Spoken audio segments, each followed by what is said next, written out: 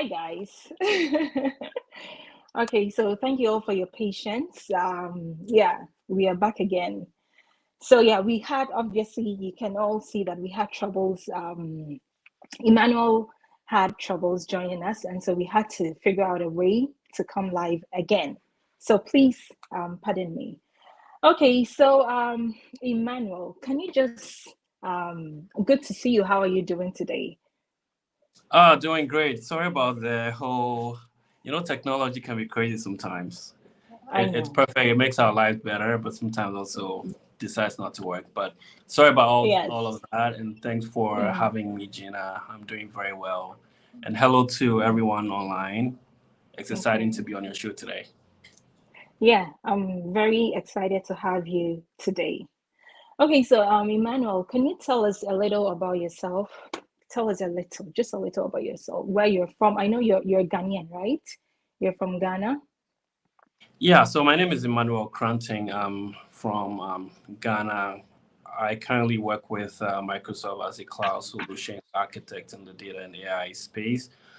So just a little bit about my role. It's a client, or some Okay. companies will call it a customer facing role, where I own the overall technical relationship and the strategy with the customer. And what that translates into is that I perform proof of concepts to pilot to actually, implementing projects and also ensuring refinements and enhancements in terms of client moving their data and AI workloads from on-premise into the cloud, right? So, now the Mm. cloud is growing.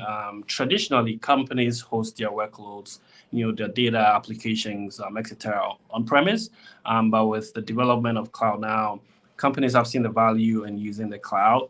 And so, in going through that process, that journey of adopting the cloud, how can we help customers, use Microsoft Azure? And that is what I do on a day-to-day basis. Oh, great, interesting. Okay, so you did IT. Did you do IT in Legon? Okay, so good question. I do not have any computer science or IT background from an educational Mm-hmm. standpoint. Going through college in Ghana, I'm Okay, coming so from. Mhm. what are the courses you did in Legon? Yeah. So in Legon, I did economics. I majored in economics and Okay. math and philosophy. Mm. Okay, so that means even regardless the program you did in Legon, you can still work everywhere. You can go anywhere you want to go. Great question. Mm.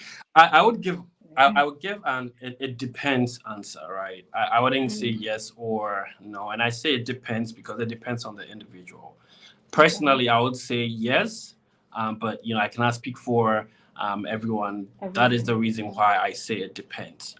If you believe in the sky is a limit philosophy, then yes, you can.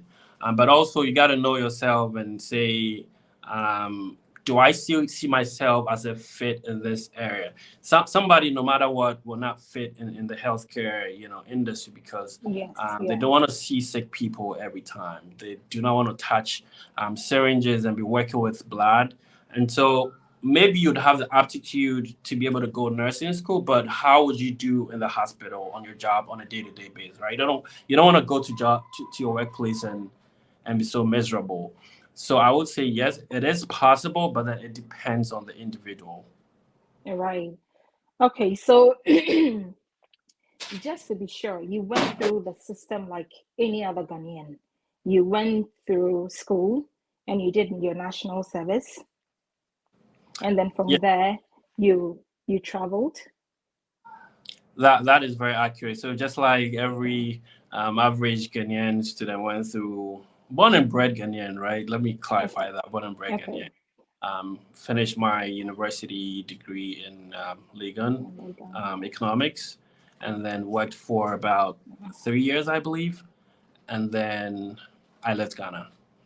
Okay, okay, okay. So when did traveling abroad come to mind?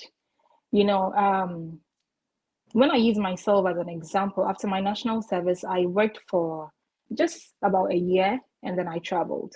Okay. So after your national service, after serving the country for a year, when did it come to mind? When did you decide that you really wanted to travel?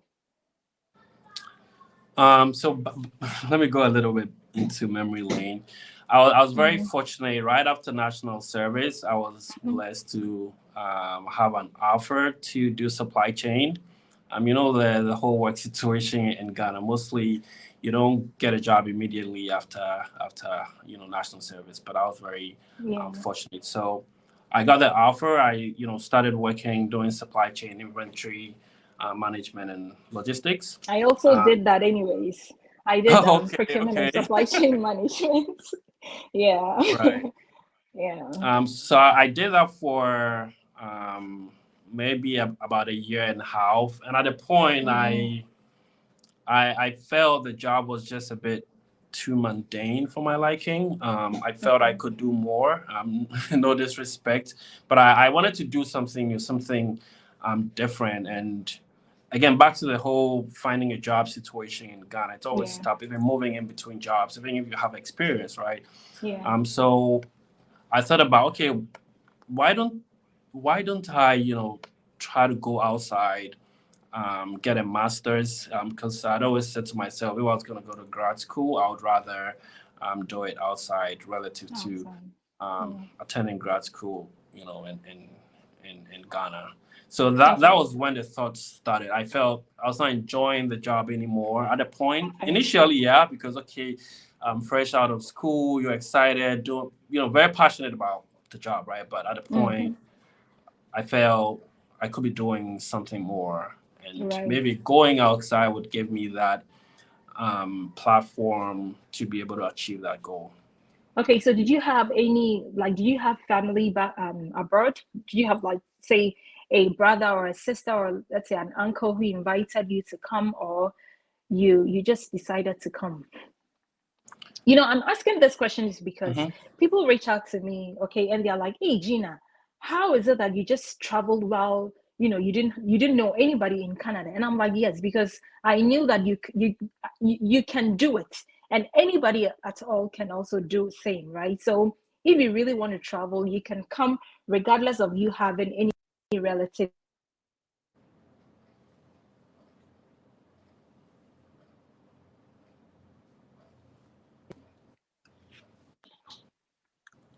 Hey, Gina, I don't know if it was Hi. just me, but the Oh, feed dropped for a second oh towards the my end. goodness, I'm so sorry. I'm so sorry.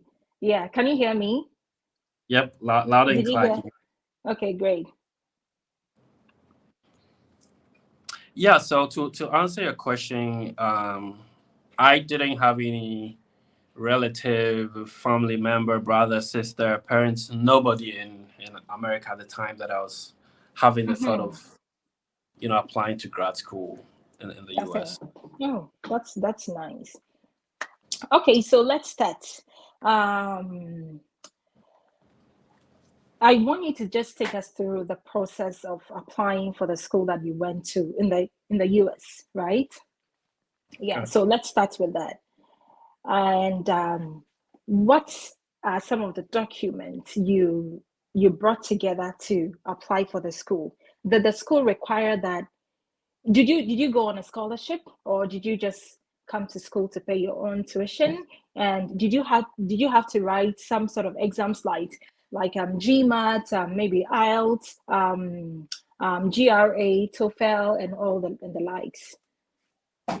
Great. Yeah. So anyone who is familiar with this whole school application process would know that it potentially can be a bit tedious and laborious. So the first thing, if you want to apply for school, obviously, is to find a school, right? So Yeah. how would you find a school? And I'll share some of the ways you could do that. If Okay. if Google is your friend, you definitely want to Yeah. just go to Professor Google and say, um, graduate programs in the United States, and then just look it up. That is one of the ways, Google, right? And then also a second way could be if you have friends already outside who went through, the whole school application process, you could leverage some of the schools they attended. Let's say I have a friend who knew the school that I attended in the United States and told me that, hey, I'm looking to apply to grad school in the US. I would recommend my school to him or her, right? So let's say Okay. you have three different people. That's just Mm-hmm. three schools right there without even going through Google. And Yeah. then since you actually have people representing the schools, it's a great way to get first-hand information relative Mm-hmm. to actually reading school requirements Yes. Yeah. online. So I would say those are some of the two ways by which I did to look for schools. I had a friend at the time who was a bit ahead of me in the school search process, Okay. and he suggested some of the schools that I applied to for me to start the application. Now, in terms Okay. of requirements, I'm Mm-hmm. sorry, go ahead. Did you so you somebody recommended to you, and did you apply to only the US, or you apply to some other countries? No, I applied. Um, Actually, I take that back. I think I applied to US and Canada at the time. Okay. Yep. Okay. Okay. Yeah, so you can go ahead. Right. So from a requirement standpoint, it varies from school to school, but Mm-hmm. you definitely would find certain things which cut across every school. So first, if you're applying for grad school, you'd need your degree certificate Exactly. to show Yeah. that, okay, if you're saying you have a bachelor's degree in economics, there should be something to show, right? Yeah. Now, the second document, which is also required, is your transcript. So you need to get a transcript from your university. So for these two documents, depending on the school, sometimes they require you to mail or email the transcript or upload it to the application portal before you're actually giving admission.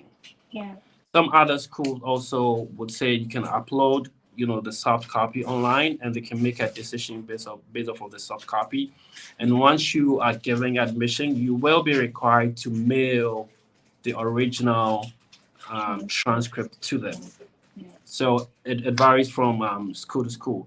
Now, also depending on the program that you are applying to, you typically would have to write a statement of purpose, outlining your motivation for wanting to attend grad school in the United States, why you're choosing that particular program, etc., etc.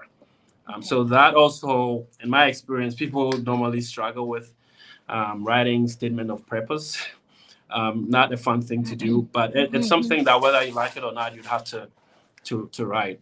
And my recommendation would be to leverage if you have a friend who has done it before, not like writing it verbatim, but Mm-hmm. just to kind of have a guide as to what is expected in that statement of purpose. Now, let's talk about some examination requirements. Mm-hmm. Depending on what program you are applying to, you may be required to write GRE, Yeah. GMAT, IELTS, TOEFL, depending on the school. I would say that for the arts and social sciences, you typically would have to write GRE for most schools, and for the business related programs, typically they would require a GMAT. Now, Mm-hmm. in my experience, right, people really have a hard time writing GRE. They would always wish there was an easier route, to apply to grad school and not write GRE. The Mm-hmm. truth Mm-hmm. I can tell, say about this is that there really isn't any shortcut, right? If the school is not requiring you to write GRE, that is great, Yeah. right? However, writing the GRE always gives you an edge. And don't call me on this. There's also this school of thought, typically in the grapevine, where people think, oh, if you write a GRE, it even betters your chances of being given a visa. I Mm. don't know how true that is, but they said the people normally say that the consulates, give priority to people who have written the Nigeria. GRE. Yeah. That's what Okay. I don't know how true that is, but that's what I'm saying. Don't call me on it. So the GRE is very important depending on the program. The thing I would say about GRE is that, from my experience, it doesn't necessarily depend on how smart. If I say Yeah. smart, I mean book smart. You can be a first class student coming from Legon or Tech or whatever, but then you need to learn the strategies about the GRE exam. It's an aptitude test. It really it's not testing whether you can do dydx from calculus or explain the law of demand. It's quantitative skills, grammar skills, and writing skills. And I personally feel having a first class doesn't necessarily mean that you do well on the GRE test. You need to go through the requirements and learn the strategies and spend time to learn it if you really Mm-hmm. want to get a good mark on the GRE. Yeah. Yeah, With Mhm. mhm. No, you go ahead. Go ahead. Yeah, with TOEFL, it also depends on the school. Mostly, if you're coming from a Commonwealth country, which Ghana is part of, you typically would not have to write TOEFL for most U.S. schools. I Mm-hmm. believe some schools in Canada as well. Um, so you really have to spend time to go through all the requirements. On the school's website. So there's a main graduate school website, and some programs also have their own requirements as well, right? So you have to make sure that you're reading all the requirements to see that, oh, some schools would say that will specify the countries which are exempted from writing TOEFL, Mm. even if you're part of the Commonwealth, right? So in Okay. such situations, although Ghana is a part of the Commonwealth, your school is asking you to write TOEFL, and there's nothing you can do about it. You You got to can write do. it, right? Yeah. But if it is specified that if you are from a Commonwealth country, and in most situations, they would even itemize the names of those countries, then you know that you can't be exempted from it. Otherwise, sadly, you have to write TOEFL as well. But in my experience, most US schools you can go without writing TOEFL. Okay. Okay. So you know what? I'm very interested in this part because sometimes, I mean, lots of people reach out to me and, they want to do a master's program. And most of them want full scholarship. And they just don't get it. They don't get the fact that they will have to write probably GMAT or this thing. They want to get everything so easy. And I tell them it's that is not done. Like especially with the business, even for the business courses, they are not provided scholarships, right? So I tell them, and people are just so lazy. I told them, even with me, I didn't come with a full scholarship, right? I didn't come with a scholarship, but I had to write IELTS at the time. Okay, but I think for my school currently I did an application for one guy and he didn't have to write anything. So it differs. Sometimes it changes, right? But so far as I know, most of the schools, if you want a fully funded program, then you have to write these. It depends on what the school requires, though, right? Yeah. So, guys, everybody who is watching me, if you chance on this video and you have texted me, I get lots of text messages. They want a full scholarship, but they are not ready to write any of these exams. Okay, and I tell them this in my video all the time. Okay, so let's go ahead. So now you're in school in the US. How was the academics? Okay. So if you'd allow me, before I go to that question, I wanted to Yeah. add something in to the requirements that I talked about. Okay. Um, Yeah. References are also required, and that is also a big piece in the application Yeah. process. Hmm. And I'm sure most people know, Gina, you'd attest to the fact that the professors in Ghana take forever to write I references. get you. They Yeah. take forever to write recommendation letters. So um, once your school is requesting for 2 to 3 recommendation letters, my suggestion would be to start that very early on in the process, right? Yeah. So maybe Canada, typically you'd see a December, January deadline. You don't want to Yes. wait till like November and start chasing your professors, because they are just going to toss you about, and Yeah. you're It's a big potentially going deal. to miss the deadline, right? Mm-hmm. And what I would say also is, regardless of whatever quote unquote attitude they give you, you got to push to get those references. We all went through it. I will share one very weird experience with you. So I gone to see my professor, let's say a week or two before. Now he Mm-hmm. told me that, oh, come on, so and so date, and then had to leave my job from Tema Mm. on the motorway to come see him. And then I just got into his office. So when I got to Tetekwashi, right, I had to, get on into a taxi because I Yeah. was running late because the Mm-hmm. time that he had scheduled for me today was almost due. Now Yeah. I thankfully I got to his office on time. And then I just got in. He goes like, "Oh, Kweku, why Oh, didn't you bye. mirror you?" And then I'm like, very I was very disappointed because the deadline It's was really drawing disappointing. Yeah. close, and without that, your application cannot be submitted. That was how mine worked at the time. Yeah. But what are you gonna do? He said, okay. He gave me another day to Yeah. come. So I'll say that don't relent in your effort to chase the professors down for your recommendations, and if you push, they are gonna do it, but they just do it at their own pace. Unfortunately, that's Yeah. how it works Yeah. there. That's true. Yeah. Um, yeah, so that's about the references there. Okay. Now fast forward, I'm in school. Okay, before you even answer that, there's a myth that Ghanaians, when we go to school, like when you go to school abroad, right, you are able to top your class. You become the best student because this in your day and da da da da. So that is what people say. So what do you have to say about that? So I am asking you now. You're in school. How is academics? Is it the same way? Is it? I mean, the myth, is that true? Personally, I wouldn't agree with Yeah. that myth. Hmm. That I will statement. give Yeah. an it depends answer here again. I know people who were doing very well in Ghana and they still did very great in their classes when they Yeah. traveled overseas. Um, it's not a black and white situation where you think, oh, things are easy in the US, and so, Ghana boy, Ghana girl, you are gonna do great. I can tell you that you will be deemed as a shark in Ghana, and you enter the US, and you're gonna be asking yourself that, am I really that shark that Mm. people um, attributed me to?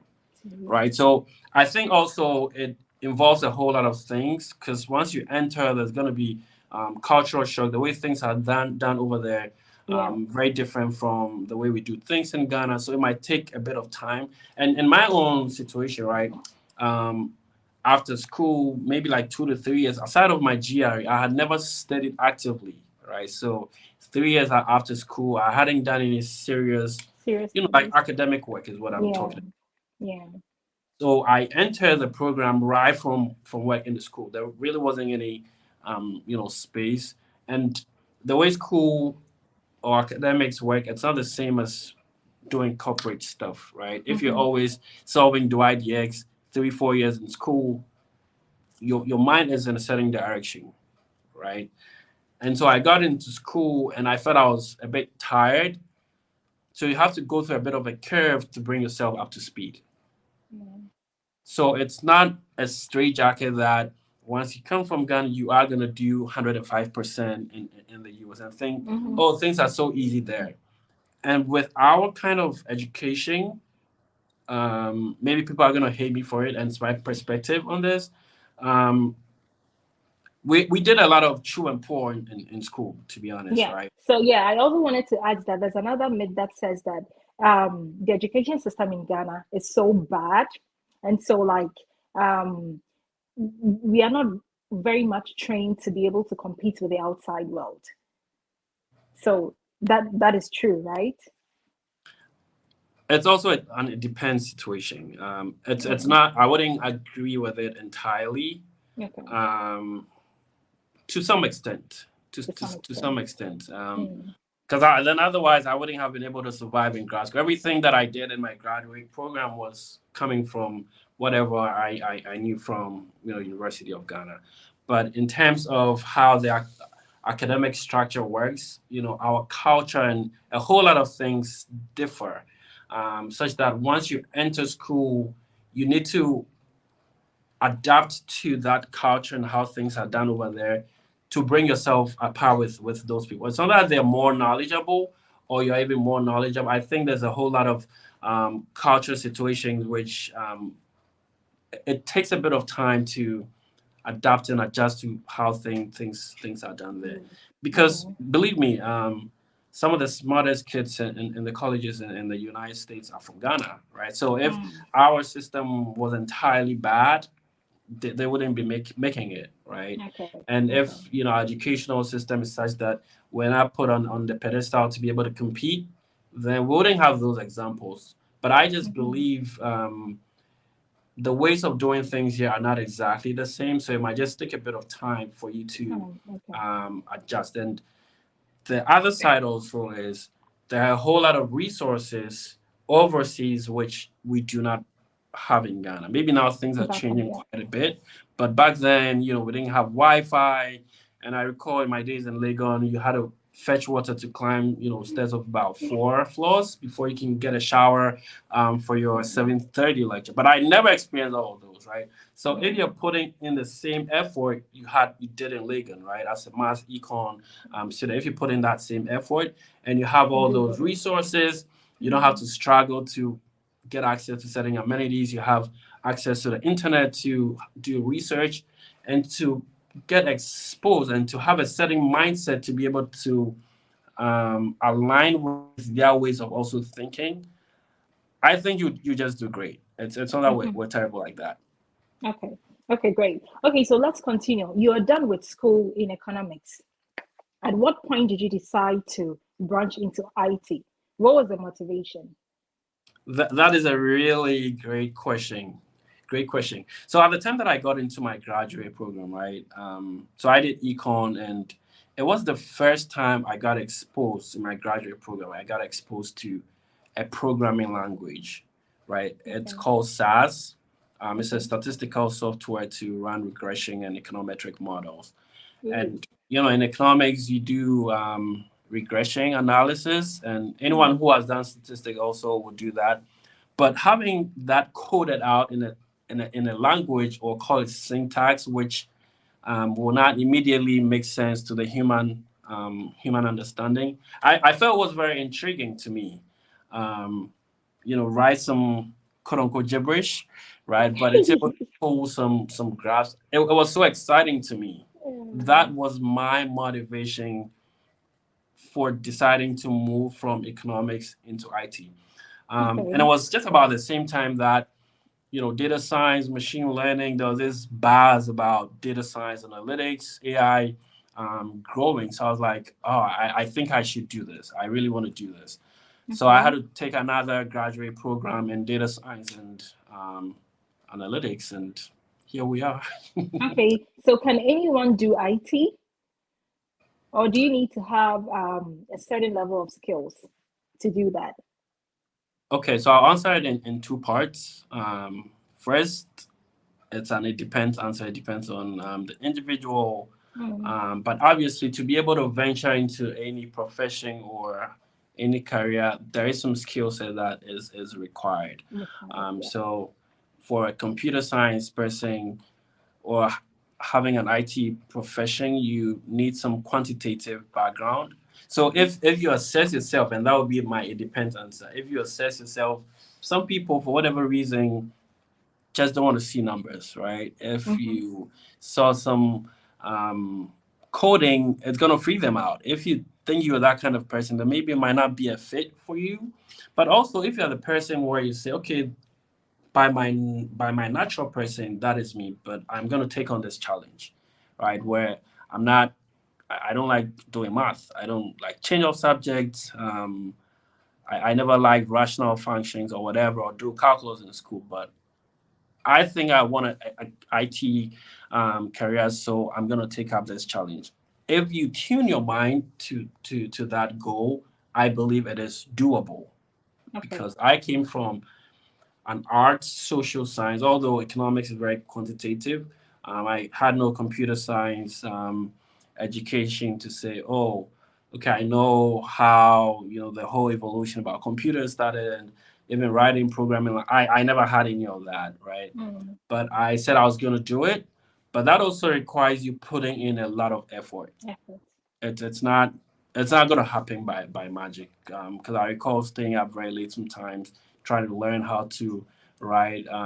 Data science code in Python, and even trying to have an IT mindset, Yeah. because I didn't do computer science, so it's going to take a bit of time to be on a learning curve, to understand how things work in the IT space. Okay. So, was your business analytics program, was it funded? Nope, that was not funded, and I think Okay. I said at some point in my delivery that Oh, most of the business related programs, unfortunately, are rarely, if not funded at all. Mostly they are not funded. If you're very fortunate, then you have to be a very good student to get some external scholarship or even get a loan, right? Because even getting a loan for higher education is very hard to come by, especially if you're coming from overseas and into the US. You mhm. really need to be exceptional to get such loans. So my data science program was not funded; it was paid out of pocket. Okay. However, my economics grad school program, I had half scholarship and half graduate assistantship. Okay, great. Can you tell us the name of your university again? I think people would like to check it out. I will add that to the my description after the video. So the name of the university you went to in the US again, please. Yeah, so my first graduate program in economics was University of New Hampshire, Okay, and then the okay, second one, New Jersey City University. okay, great. Okay, so after the analytics program, what happens? How was your job search experience? Right, right. So let me just go back a little bit before I come into that. Obviously, Okay, once you're getting towards your graduation, you're aspiring to find a job, and I was okay. hoping to get an internship. And to my disappointment, I don't remember the number of applications that I made, but I never had any internship. So disappointing. I will get into an interview and I think that I delivered. I could answer all the questions, but for some reason, I was not getting any opportunity. So fast forward, I never had any internship opportunity because it was a new space, data science, analytics. I really wanted to have some hands-on experience before being thrown into the world of work and how you be on your own to get things done, especially Mhm. when you're coming with a graduate degree but with no work experience. It could potentially be intimidating, if you do not know what you're doing. So towards the end of my program, didn't get any internship. I started applying for um, jobs, a million and over jobs. To be honest, so the truth is there are so many opportunities Mm, in the US, no doubt about that. But it doesn't mean you're mm, gonna get a job for your first application. You yeah. have to keep applying. And I even some of my You colleagues that I know, with. this part is very important to me because lots of people probably after school they try to do school job applications, right? And they may apply to, let's say, 20 or 30 jobs, and because they are not getting any, they give up. It's something that people that are close to me have had to deal with that. So I would want you to really be passionate about this and tell them something. Right. I it's I think it's a life issue, right? Where Yeah. you have expectations, and sometimes when your expectations are not met, you can be disappointed. I think it's a human thing and it's Yeah. natural, but you have to motivate yourself and say, hey, regardless of what the situation is, I ain't giving up, right? Mhm. Because the risk to not applying or giving up far outweighs you applying and not getting a job interview. Because the only Mhm. way you can get a job is to apply, right? So if you Mhm. give up, nothing happens. It's the sad and the hard truth. You got to apply regardless. So what I'll tell people is that I totally understand, and I was also there. There were times that I'm like, I've done too many applications. What really was the Yeah. point? 'Cause you're human, Mhm. so it can get to you sometimes. But Absolutely. after those low moments, you need to pick up the piece and say, hey, let me go back to Glassdoor, let me go back to LinkedIn, Yes. whatever portal you do your job application from, and just get back to it. Mhm. And as Yeah. you keep trying, and I would also say praying, praying about it. Yeah. Some magic is gonna happen at some point, and that was my Yeah. story. I never had any internship, but I was so fortunate that before I got out of my graduate program, I was blessed to have three job offers. So Wow. somebody who was struggling to even get an internship opportunity, before I wrote my last paper, I already had three Mm. job offers, and now I Okay. was faced with the challenge of deciding where to go. Right. Which one to choose? So Okay. I'm sorry. Yeah, which one to choose? Right, right. Then that Mm-hmm. also becomes a difficult. Okay, okay. Do I go here or not? But um, that was my situation. So I really would motivate and encourage everyone that never give up. Never give Yeah. up. Okay. Those So low what was moments definitely yeah, would come, but just keep applying. and what was the first job after your analytics program?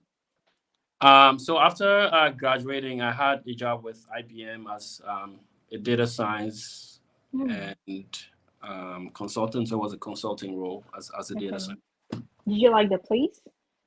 Oh yeah, I did. Obviously, it was just like having your first boyfriend, girlfriend type of thing coming Yeah. out of graduate program, especially Yeah. when you're struggling to even get an internship. It was my baby. And like I was saying, I came from a non-IT or computer science background.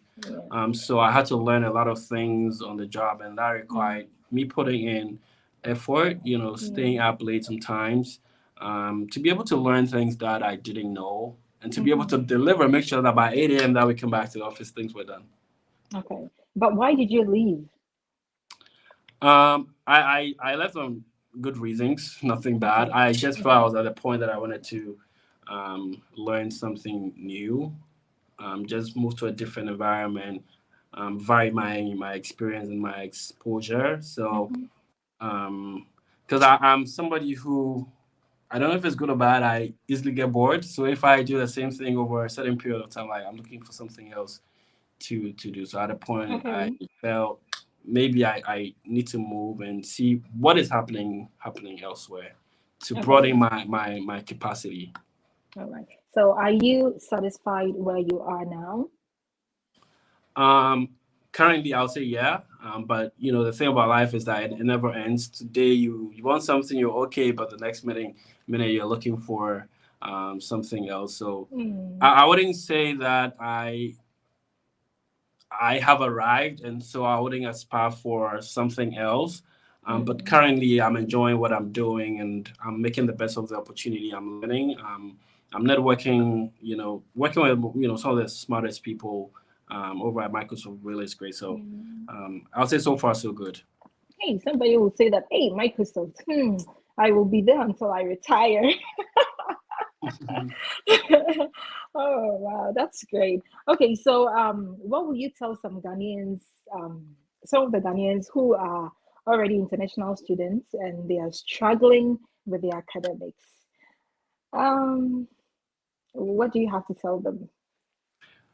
Okay, so I would say that I had my own struggles as well. Yeah. But the thing is that I never give up. The way things work in Ghana is not exactly as the U.S. or overseas. I'm sure it's the same with other countries outside. You really need to understand how things work there. Mm, I personally think you cannot you cannot try to force yourself into the system when you do not understand the system, yeah. right? So if the way things are done in Ghana, that is how you still want to do things, you might struggle a little bit, right? Mm, So I have realized that it is a very assertive country.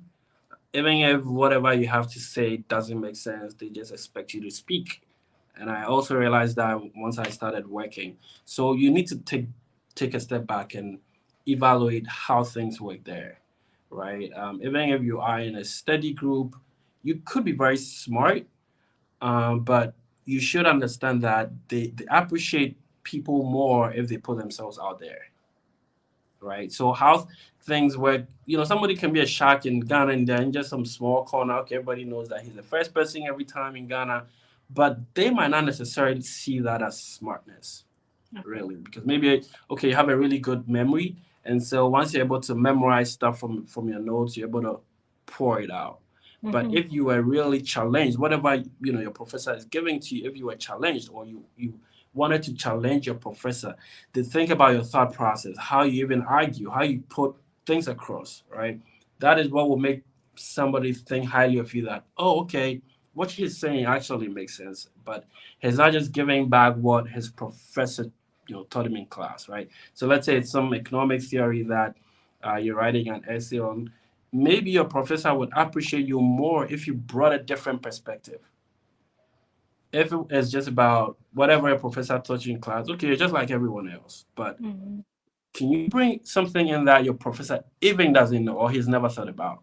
Yeah. So I'll say that the struggles, I believe a lot of people go through all of that, but don't give up.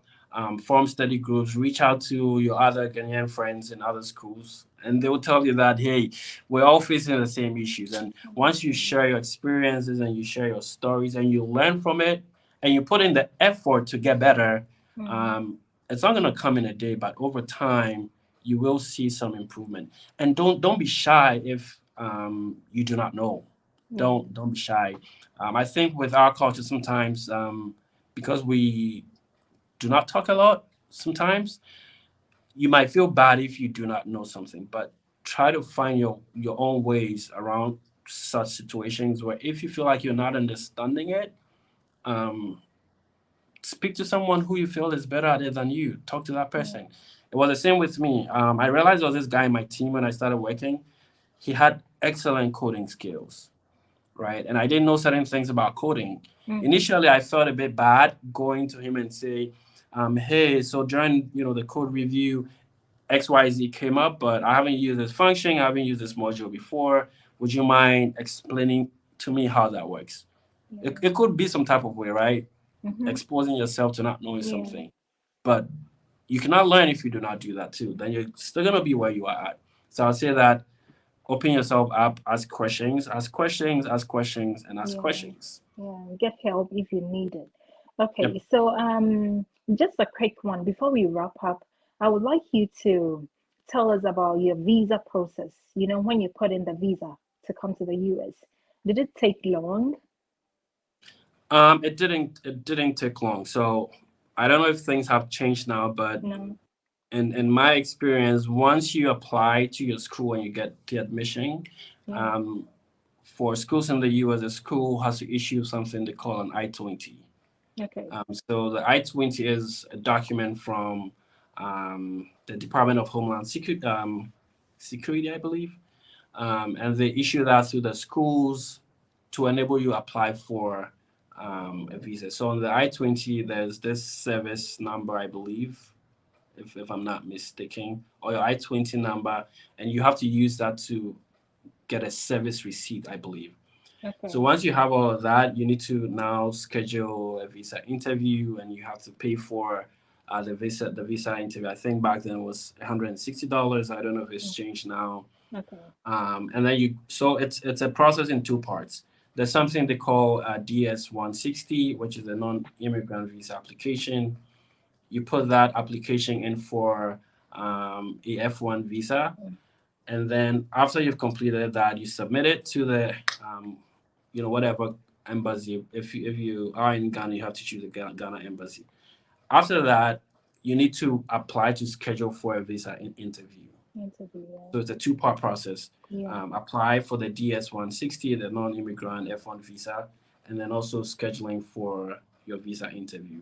So that interview schedule, back then there was you wouldn't struggle to find dates, but I think now because of COVID, there's been Probably, some yeah. lag in Yeah. the I process think of time. it's the same in Canada too. I mean, back then, I always say that it was, I think, 3 to a month that I got my visa, but um, now in Canada, it takes about 2 to 3 months. Yeah. Mm. So Or I student believe, visa. yes. Yeah. Oh, okay. Yeah, Yeah. mine was same day visa. So you schedule the interview, go into the interview, they'll ask you all the questions, whatever questions they have, and then Mm-hmm. if you are approved, they just put it in my passport. I got the same day, if I remember. If it's not the same day, if it's not the same day, I think I was asked to come back in 48 hours or 72 hours at the time. Wow. Wow. Yeah. Okay, that's Yeah, good. it was not same day. It was not same. I knew I had been approved, so I had to leave behind my passport, and they Yeah. scheduled me to come on a certain day. Maximum, I think, was just 72 hours to come pick it up. Wow, that's good. Wow. Okay, so generally, how would you describe traveling abroad to study, traveling outside of your home country to experience, I mean, pass through the education process or experience studying abroad? How would you generally describe it?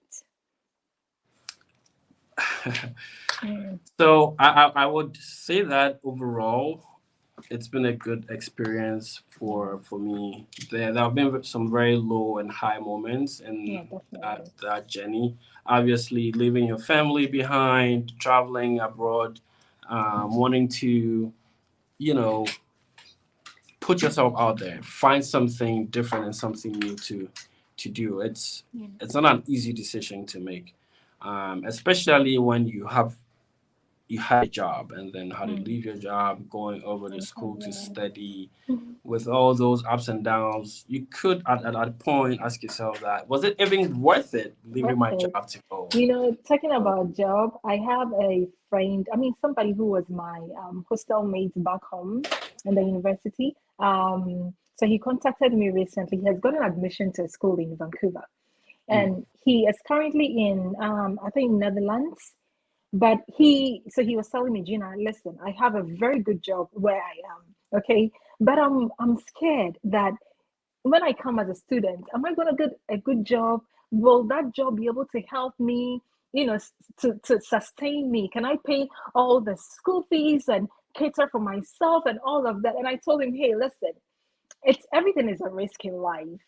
You have to forgo one thing to move ahead. I mean, he told me that he doesn't want to like live there, get married there, and raise a family there. And I'm like, okay, so that is your plan. So you need to come here, get settled in, do your best to make the best for yourself, right? So people really get scared, especially when they are leaving their jobs, when they have a very good job for that matter, and they want to leave to come outside and they don't know what kind of job they are going to land when they get here. Yeah, but it's part of it. It's risky. So you have to. Everything is risky. So yeah. Well, that's just by the way. Okay, so finally, Emmanuel, what are some of the lessons you have learned along the journey that you can share with all of us? That will be my final question. good question. I think I've learned a lot over the years, and traveling overseas has given me a great deal of exposure. And I'm gonna be very Mm, candid with you. I didn't have that yeah, at the time when I was in Ghana. You know, going to Ghana. school and even I'd started working. Um, because the culture there, to me, I think it's totally different. Mhm. Unless you were very fortunate in code to come from a very outspoken family in Ghana. The average Ghanaian family, oh, we are calling Kasa. Yeah, Unless I'm wrong, keep me honest here, Gina. And many people would also attest to that's it. it. I think Yeah, there's a yeah, good side to that, and there's also the bad side to it. yeah, The brain has a way of working where if you don't allow people to talk, the brain is just in a box, right? yeah. Even if, because I recall when I started consulting, my partners would tell you that never go into a meeting and not ask questions. Like they used to Mm-hmm. tell us, Yeah. but make sure you're not asking dumb questions, Mm-hmm. right? So talk is what they used to tell us. But in Ghana also, if you are the most outspoken type, it's either a trend or hard. So that kind of mindset was there. Yeah. So I would say that it made me struggle a little bit in my school when I started. I didn't warm up to all my course mates initially. It was just me in my small space Oh, trying to figure things out.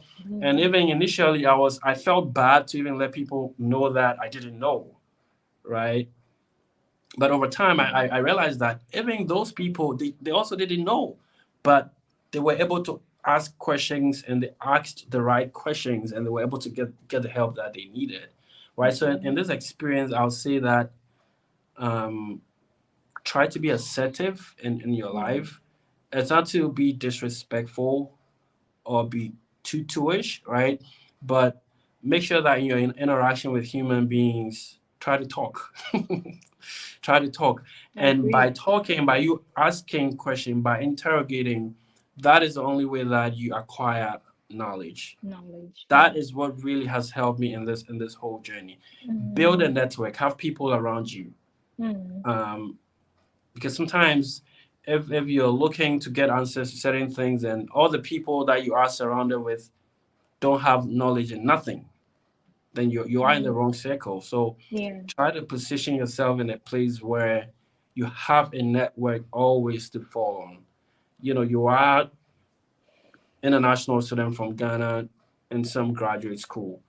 Don't try to shy away from your white friends or people from the Caribbean or some different race, because you are gonna get out of school and you're gonna get into a job. These are the same people you are gonna work with, right? Follow. So Yeah. try to understand their culture, have conversations with them, which I wasn't the person who typically would have conversations when I was back in Ghana, right? But over time I've tried to learn that these people talk, right? You Mm. go with them for lunch and talk about random stuff. Mhm. By talking about random stuff is the only way you can understand people, learn and know stuff. So Yeah. talk to people, build a network, motivate yourself. That and this is gonna be very hard. You travel all over the Atlantic not to see how beautiful Canada or America looks like, right? You Looks got to be like. very Yeah. tough, and you really have to be very strong.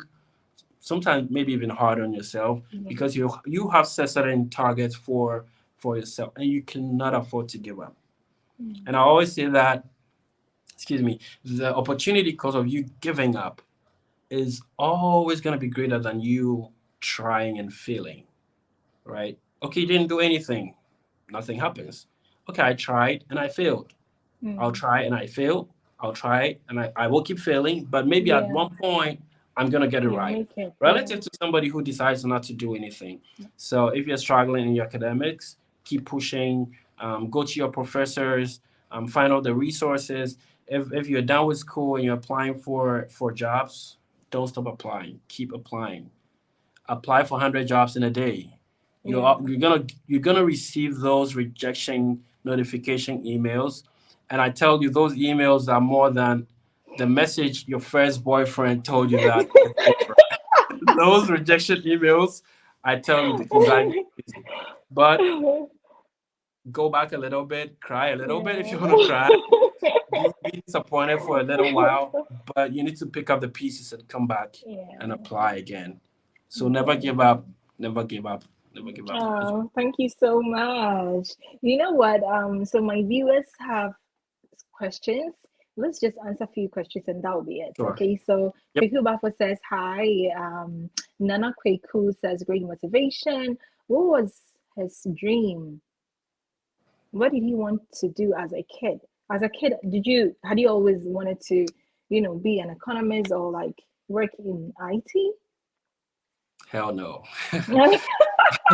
As a kid, I knew nothing about economics or even IT, Yeah. You know, when but we are I kids, wanted to be everybody a will be lawyer like, when I was uh-huh, a I wanted to lawyer, a be a lawyer doctor, when I this, was yeah, yeah, much younger, but I guess I yeah. just don't like reading that much to be a lawyer, so Okay. Okay. it Hi, stayed under Juliet. my Hi, table. Linda. Hi, Larita. Hi, Paul. Hi, Gloria. Okay, so this Nana Quaker says, any plans of coming to settle in Ghana probably later? Setting up a business, any Microsoft offers in Ghana? I would say the sky is the limit. If I should find, a very valuable and beneficial opportunity, why not? Yeah. It will be another opportunity to take on a new challenge, learn and for myself. So Mm, um, I wouldn't say US is the end. yeah. Okay, so guys, thank you so much for joining us. I think that will be it, Emmanuel. I'm so excited to have you on my show today. Thank you so much for honoring my invitation. And I think that's it for now. All right, great. So, yeah, thank you so much. thanks. Okay, so I guys, it's been a good yeah. conversation. Thanks for Mm. having me, and Oh, thank you all the best. too. Yeah. All right. Okay, so guys, thank you so much for joining me. Do share the video to your Facebook pages so that everybody can have access to this video. Thank you and bye bye.